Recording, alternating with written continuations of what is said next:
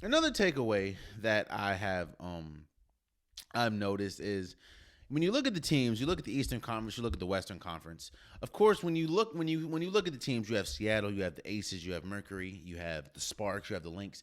You would automatically think just hearing those teams that the Western Conference and let me say the Western Conference has been better than the Eastern Conference for a while now. And I understand that 2 years ago the Washington Mystics won the championship. But outside of that, Seattle's been good. The Aces made it to the WNBA Finals last year. Of course, you have the Mercury with Diana Taurasi and Brittany Griner and Skylar Diggins.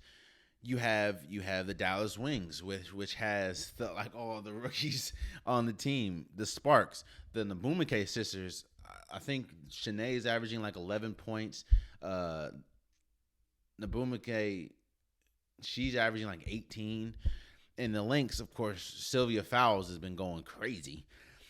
It's just, but when you look at the standing in the records, outside of Seattle, which is 3-1, the Eastern Conference has been better. At least the start of the season, the Eastern Conference has been better. The Connecticut Sun is 5-0. The New York Liberty is 5-1. Chicago Sky is 2-1. So I think that this is the first year in a while. Well, I think that you can kind of declare, at least the early season, that this could be, this is looking like the Eastern Conference could be the superior conference. You know what I mean? Like, again, I understand that the Western Conference, the Lynx are dealing. First of all, you're bringing back Sylvia Fowles because she missed all last year, even though she's going crazy. You have to integrate that.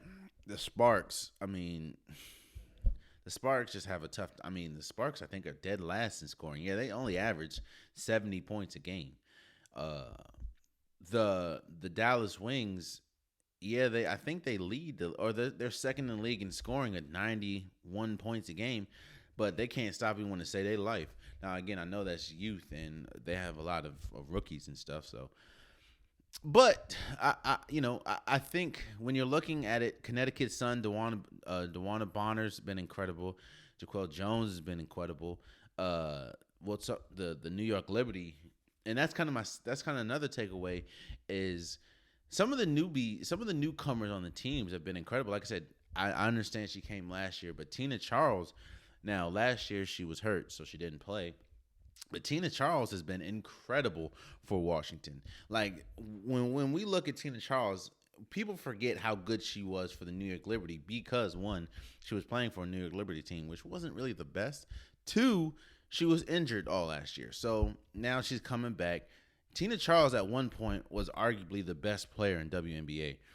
And now that you're pairing her when she comes back to Elaine Deladon, while the Washington Mystics are 1-3, I think that they're going to get back together once you get Elaine Deladon. But when you look at the New York Liberty have been incredible. Sabrina Adescu's been good. Um, uh, Benasia, I think that's her name. Yeah, Benasia Laney has been incredible. I think she has a chance.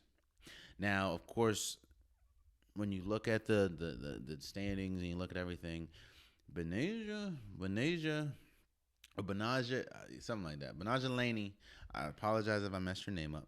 She has a chance to definitely be in the MVP conversation.